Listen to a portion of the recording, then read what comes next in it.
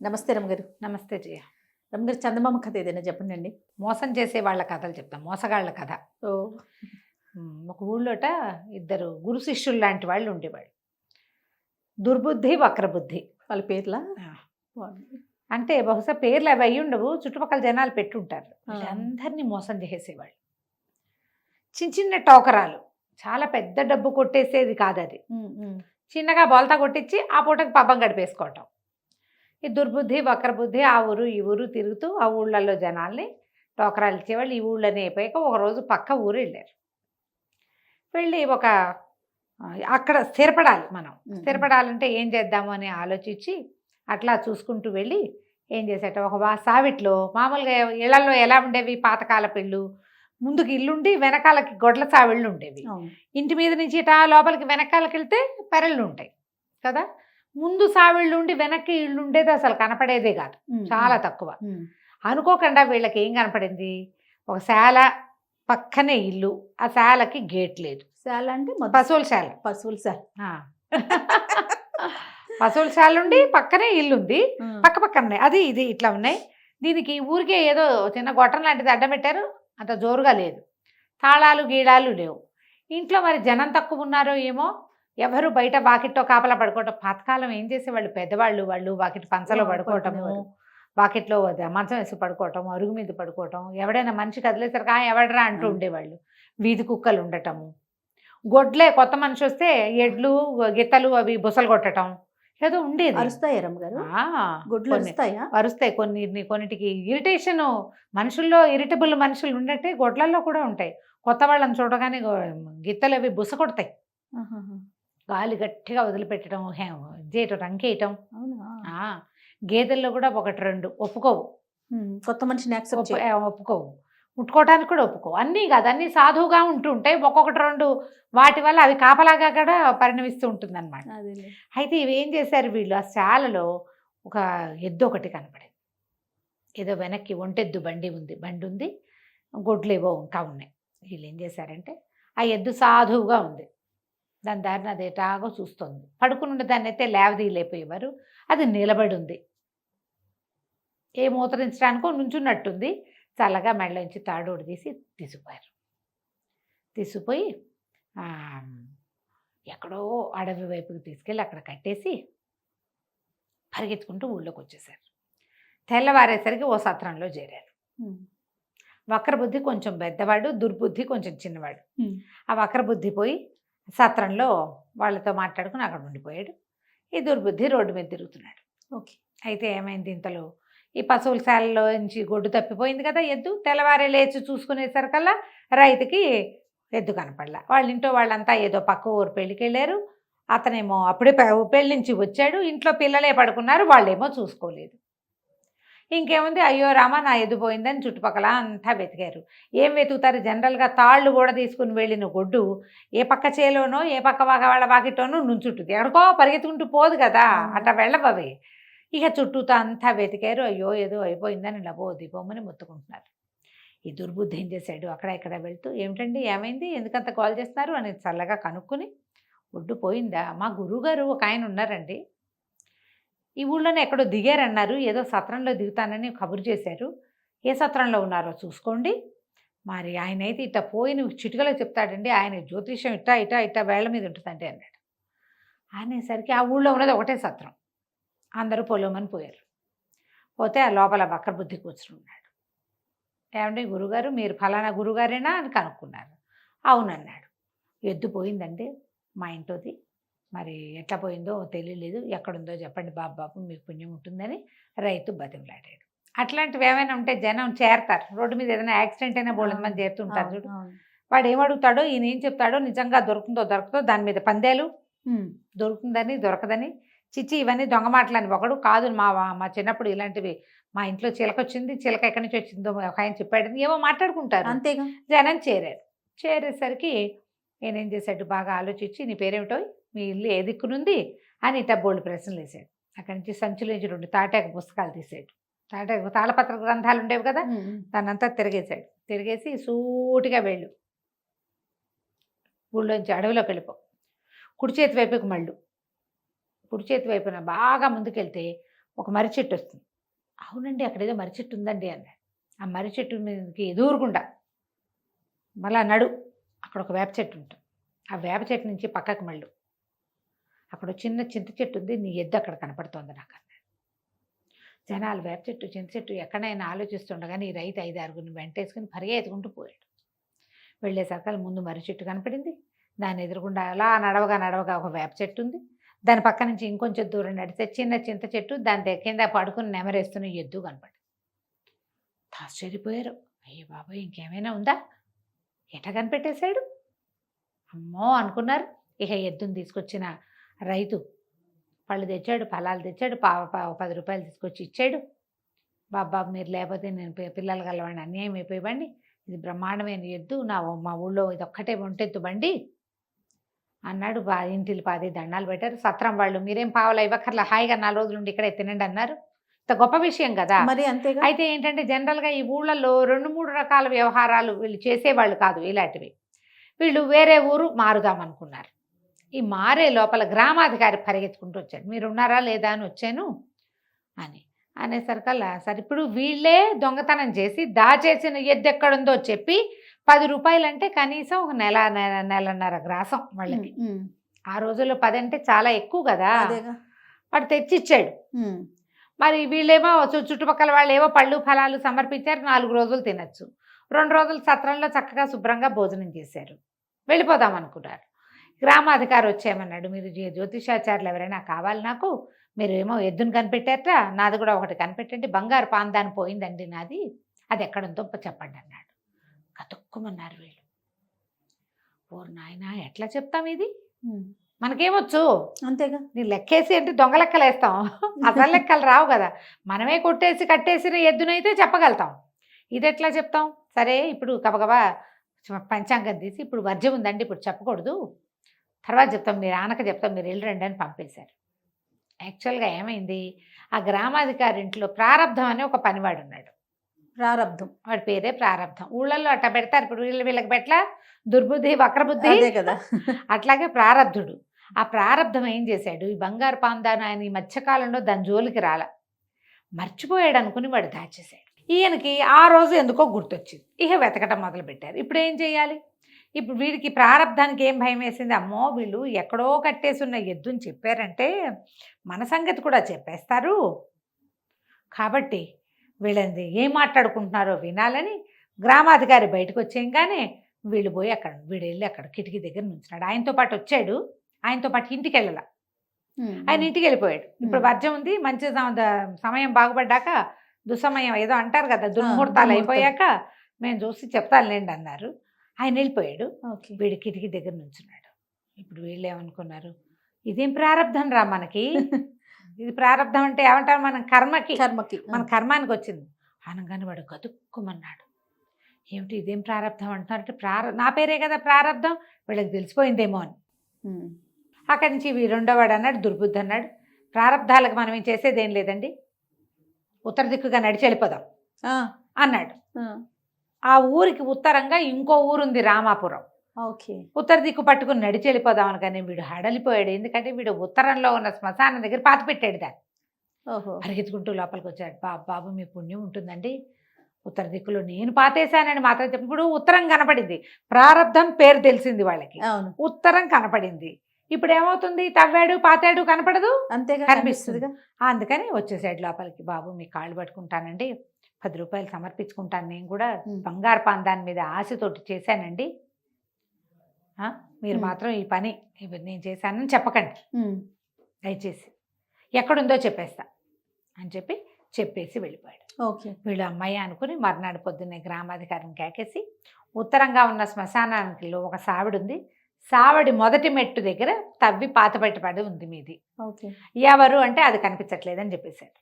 ఎవరు చేశారు అంటే ఎవరో చేశారు. మీకు శ్మశానంలో పాతపెట్టబడ్డ వస్తువు గురించి మనం తెచ్చుకోవటమే తప్పు, అవును పాపం, అవును అయినా తెచ్చుకున్నాం, ఏదో బాగు చేసి వేడి నీళ్ళు పోసి పసుపు నీళ్ళు చల్లి పాలతో కడిగి లోపల పెట్టుకోండి.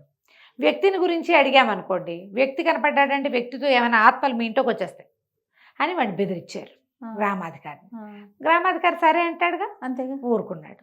2 రోజులు మా ఇంట్లో ఉండండి అని పిలిచాడు. 2 రోజులుండి వెళ్ళిపోదాం అనుకున్నారు. ఈ 2 రోజుల నుండి వీళ్ళు బయలుదేరే సమయానికి వీళ్ళకి తిండి అవి కట్టిస్తున్నారు ఇంట్లో వాళ్ళు. ఆ సమయానికి రాజుగారి దగ్గర నుంచి ఒక ఫర్మానా వచ్చింది. అక్కడి నుంచి ఏమైంది, రాజుగారు ఏం పంపించారు ఫర్మానా, రాజుగారి గట అప్పుడు ఆ కాలంలో ఈ ఊళ్ళన్నిటికీ పెద్ద రాజు ఒక ఆయన ఉన్నాడు. ఆయనకి ధర్మపాలుడని ఒక వ్యాపారస్తుడు వచ్చాడు. ఆ వ్యాపారస్తుడట చాలా సరదాట అతనికి. పందేలు కడతాడు. అతనికి 7 ఓడలు ఉన్నాయి.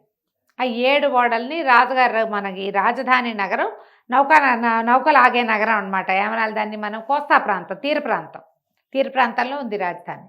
7 పడవల నిండా వస్తువులు ఉన్నాయి. పడవలతో సహా ఇక్కడ దిగాడు ఆ ధర్మపాలుడు.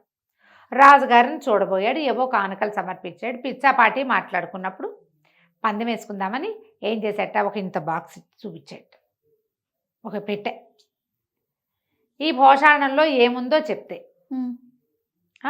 నా 7 పడవలు మీకు ఇచ్చేస్తా. ఓహో. మీరు సరిగ్గా చెప్పలేకపోతే మీ రాజ్యం నాకు ఇచ్చేయాలి, ఇది పందెం. రాజుగారికి రాజ్యం నాకు ఇచ్చేయాలి వినపడలా పెద్దగా, అది బరువుగా అనిపించలే. 7 పడవలు మన సొంతం అవుతాయన్న పాయింట్ అనిపించింది.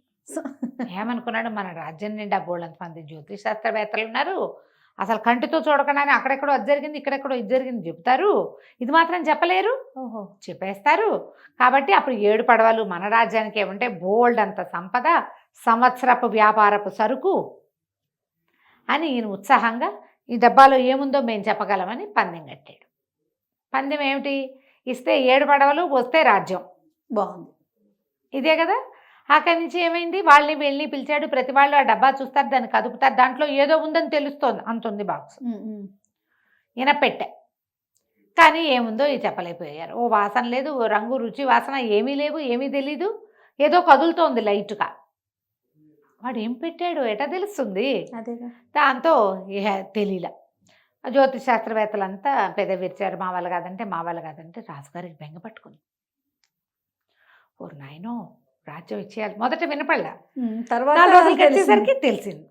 అక్కడి నుంచి ఉత్తరాలు రాశాడు అందరికీ, గ్రామాధికారులకి. మీ ఊళ్ళో ఎవరైనా అత్యద్భుతమైన జ్యోతిష్ శాస్త్రవేత్తలు ఉండి ఘటనా సమర్థులు ఎవరైనా ఉంటే వాళ్ళని బట్టు రండి. మనవాడేమో ఈ ఊరి గ్రామాధికారి, అయ్య బాబోయ్ ఎంత అవకాశం, రాజుగారి దగ్గర మీ ప్రతిభను చూపించవచ్చు, మీరు ఎక్కడో దాచిపెట్టబడిన పాందాన్ని ఇంకెక్కడో దాచిపెట్టబడ్డ ఎద్దుని పూడ్చిపెట్టబడ్డ పాందాన్ని పట్టుకున్నారు, ఇది మాత్రం చెప్పలేటండి, పదండి మన రాజుగారి దగ్గరికి వెళ్దామని అప్పటికప్పుడు ఒంటెద్దు బండి కట్టించి ఈ దొరగారులు ఇద్దరిని, దుర్బుద్ధిని వక్రబుద్ధిని ఇద్దరిని బండెక్కించి తను కూడా వాళ్ళ వెంబడబడి వచ్చాడు. ఓకే, వాళ్ళకి ఏం చేయాలో తెలియలే. కానీ రాజమర్యాదలు జరిగినాయి. గ్రామాధికారి మిగిలిన గ్రామాల నుంచి పెద్దగా ఎవరు రాలా. మన గ్రామాధికారి ఏమో రాజుగారికి, వీళ్ళు ఇంద్రుడు చంద్రుడు మామూలు వాళ్ళు కాదు, గురు శిష్యులు ఇద్దరు, వాళ్ళ దగ్గర పుస్తకాలు ఉన్నాయి, తాటాకు పత్రాలు ఉన్నాయి, వాటితో చూసి చదివారంటే ఏదైనా చెప్పేస్తారండి అన్నారు. సరే వీళ్ళకి ఏం చేయాలో తెలియదు, పారిపోవాలి. ఇప్పుడు చెప్తే ఒక రకం, చెప్పలేం మనకు తెలీదు. చెప్పకపోతే రాజుకి రాజ్యం పోవడం కాదు, రాజు చేతిలో తమ ప్రాణాలు కూడా పోతాయి. అవును, ఏం చేయాలి, బతుకుంటే బలిసాగు తినచ్చు, పారిపోతాం అనుకున్నారు. అయితే ఇప్పుడు రోజులు బాగుండలేదు, మనకి ఇంకా సమయం ఉంది కదా, 3 రోజుల వ్యవధి ఉంది. ఈ 3 రోజుల్లో చెప్తాము అంటే ఈ 3 రోజులు 2 రోజుల పాటు వీళ్ళకి అంగరంగ వైభవంగా అన్ని ఏర్పాట్లు చేశారు. హాయిగా రాజభోజనం, రాజనిద్ర, రాచబట్టలు, రాచ స్నానాలు, ఇక చెప్పద్దు, ఒకటి కాదు, అన్నీ లభించినాయి. 2వ రోజు రాత్రి పారిపోయారు వీళ్ళు. ఓకే, ఇదేమిటి ప్రాంతం, రోడ్డు లేదు దీనికి, ఒకవైపు అంతా ఊరు, రెండో పక్క అంతా సముద్రం. ఓకే, వీళ్ళు లోపలికి వచ్చిన దారిలోంచి బయటికి వెళ్తే వాళ్ళు పట్టేస్తారు. అందుకని 2వ దారి గుండా బయలుదేరి సముద్రం చేరారు. ఎంతో కొంత ఏదో ఒక దీవిని పట్టుకుందామని ఇక వచ్చిన తెప్ప వేసుకొని ఈదడం మొదలెట్టారు. ఈదగా ఏమైంది, లోపల ఒక పెద్ద పడవకి తగులుకున్నారు వీళ్ళు. సరే ఈ పడవ ఎక్కేద్దాము, పడవలో పడుకుని పడవతో పాటు పారిపోదాం. పడవలో ఏమిటి, 1-2 సామాన్లు, అదేం చిన్న పడవ కాదు, పెద్ద నౌక. ఓకే, ఏ సందు కింద దాక్కున్నా, తాళ్ళ కింద దాక్కున్నా వెళ్ళిపోతాం కదా. ఇద్దరు మెల్లిగా ఆ పడవకి 5-6 పక్కల నుంచి తాడు నిచ్చెనలు వేళ్లాడేస్తున్నాయి. ఇద్దరు తాడు నిచ్చెను పట్టుకుని ఎక్కారు. వీళ్ళు ఎక్కి ఒక కిటికీ లాంటి దగ్గరకు చేరారు, పైకి ఎక్కుతూ. ఇద్దరు చేరేసరికల్లా ఆ కిటికీ దగ్గర ఎవరో మనుషులు మాట్లాడుతున్నట్టుంది. ఇద్దరు కిటికీ పుచ్చుకుని వేళ్లాడుతూ దాని మీద కూర్చొని విన్నారు. లోపల ఒక ముసలివాడు, ఒక వృద్ధుడు, ఒక చిన్న పిల్ల మాట్లాడుకుంటున్నారు. అది ఒక 4-5 ఏళ్ల పిల్ల. నువ్వు పిల్లని పడుకోమంటాడు ముసలాయన. ఉమ్, అదేమో నేను పడుకోనంటుంది. నన్ను నిద్ర రావట్లేదు, ఏదో నాకు అది చెప్పు, ఆ విషయం చెప్పు, ఈ విషయం చెప్పు అని తాత రాజుగారికి చూపించింది. ఇనపెట్టెలో ఏముంది అని అడిగింది. ముసలివాడు అన్నాడు, రేపటి తెలుస్తుంది కదే, రేపే డెడ్ లైను, రేపు ఎటాగో తెలుస్తుంది అంటే అదేదో నువ్వు చెబితే కానీ నేను పడుకోను. ఓ నువ్వే కదా పెట్టావు, ఏం పెట్టావో చెప్పు, ఏం పెట్టావో చెప్పు అని పదే అడిగింది. వీళ్ళు చెవులు రెక్కించి విన్నారు. ఆ పెద్ద ఇనపెట్టెలో ఒక వెండి పెట్టుంది, ఉహు, తర్వాత ఒక చెక్క పెట్టుంది, తర్వాత ఒక చిన్న పర్సు ఉంది, అందులో ఒక చిన్న అత్తరు సీసా ఉంది, మల్లెత్తరు. ఉహు. అది పెట్టారు అంతే. వాళ్ళు మూత తీయలేడు రాజు, ఎలాగో దాని సంగతి చెప్పలేడుగా, ఈ రాజ్యం మందైపోతుంది అని ముసలాయన చెప్పాడు. ఓకే. పిల్ల బాగా చప్పట్లు కొట్టింది. ఏం చక్క మనం రాజ్యంలో ఉండిపోదాం, ఈ పడవలో ఉండొద్దు, లోపల ఊళ్ళోకి వెళ్ళిపోదాం అంటే మనం ఇంక ఇక్కడే ఉంటాం అని చెప్పాడు. ఈ మొత్తం విన్నారు వీళ్ళిద్దరు. ఇంకేమిటి, దొరికేసిందిగా, అంతేగా. గబగబా మళ్ళా నేను తాటినిచ్చిన దిగేసి తాము తెచ్చుకున్న తెప్పెక్కి ఈదుకుంటూ పోయారు ఉమ్, వెనక్కి. ఉమ్, వెళ్ళి రాజప్రాసాదంలో పడుకున్నారు. పడుకుని మర్నాడు పొద్దున రాజుగారు చెప్పారు, ఇనపెట్టె తెప్పించండి అన్నారు. పెట్టారు. ఈ ఇనపెట్టెలో ఒక వెండి పెట్టె ఉంది అని చెప్పారు. మూత తీశారు, వెండి పెట్టె తీసి బయట దొరికింది. పెట్టారు. తీశారు. వెండి పెట్టెలో ఒక చెక్క పెట్టుంది అన్నారు. అది కూడా తీశారు. లోపల ఒక చెక్క పెట్టుంది. ఆ చెక్క పెట్టెలో పర్సు. ఒక చిన్న పర్సు ఉంది, తోలు సంచి ఉంది. తోలు సంచి తీశారు. ఈయన ఉన్నాడు కదా నౌకా తాలూకు ధర్మపాలుడు, ఆయన అట్లా చూస్తున్నాడు. ఒరు వీళ్ళు దుంపదేగా ఇన్నిట కనిపెట్టారు వీళ్ళు. ఇప్పుడు ఈ తోలుపేటలో, ఈ తోలు సంచిలో మల్లెత్తరుంది, కావాలంటే చూడండి అన్నారు. జనం అంతా చప్పట్లు కొడుతున్నారు. తోలు సంచి ఓడదీస్తే అందులో చిన్న అత్తరు సీసా ఉంది. అది ఓపెన్ చేసేసరికల్లా మల్లెపూల వాసన గూపాడిస్తుంది. చాలా ఆశ్చర్యపోయాడు ధర్మపాలుడు. ఎంత తెలివిగలవాళ్ళు అని చెప్పి తమ 7 పడవల్లో ఉన్న సరుకు దింపేశాడు ఈ రాజ్యానికి.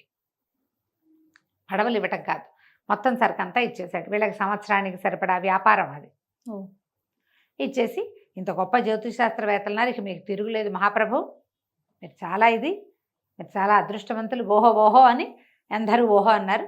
ధర్మపాలుడు వెళ్ళిపోయాడు. రాజుగారు ఎంతో సంతోషించి, అబ్బాయి ఇక నుంచి ఇలాంటి ఏ సమస్యలు వచ్చినా మీరే తీర్చాలి నాకు అన్నాడు. వీళ్ళకి అన్నీ బాగున్నాయి.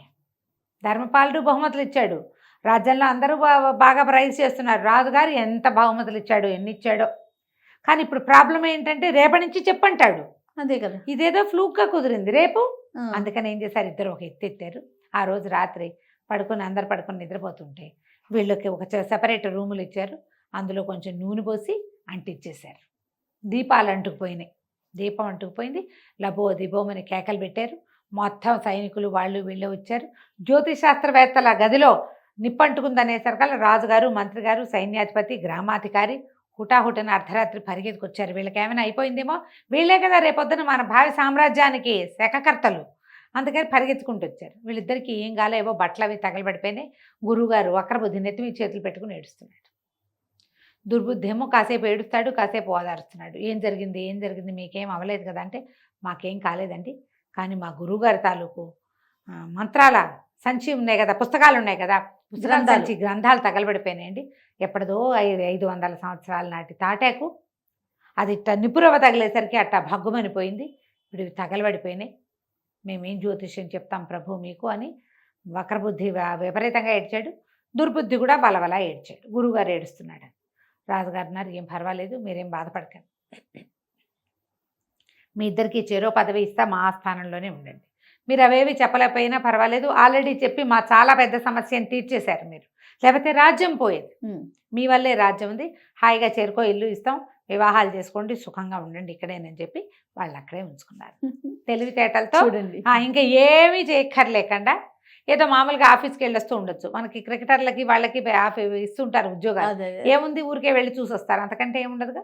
వీళ్ళకి కూడా అంతే, చక్కగా ప్లేయర్స్కి ఇచ్చినట్టుగానే వీళ్ళకి కూడా మంచి పదవులు ఇచ్చి వాళ్ళతో పాటే ఉంచుకున్నారు. ఇంకా మోసాలకి వాళ్ళు పాల్పడలా, మంచి జీవితాలు వచ్చేసినాయి కదా.